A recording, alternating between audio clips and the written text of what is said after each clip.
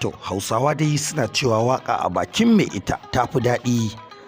Jaruman masana'antar Kannywood kamar da za ku ji sun fara yi wa Nafisa Abdullahi tonan asiri akan abin da take sa take aikata irin wa'ancan maganganu da kuma wani bankaɗe-bankaɗen da za ku ji a cikin shirin. Da Nafisa Abdullahi ta je ta yi, kaga personal life ɗinta ta je ta maganar ta, amma da yake yar fim ce mutanen duniya sai suka ta alakanta abin da yar fim.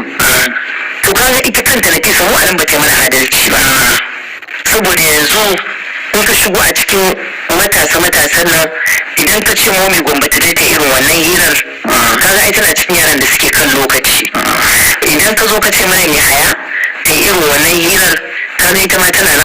To jarumar da mai sa'a Rashida kenan ta ce na farko dai Nafisa Abdullahi bata yi yan fim adalci ba, sannan kuma ta ce irin su momi gombe irin su Maryam Yahaya duk idan ka ce su irin wannan hirar ba za su yi ba. To dama akwai karancin rashin ilimin addini a tattare da ita Nafisa Abdullahi kamar yadda Rashida mai sa'an ta faɗa.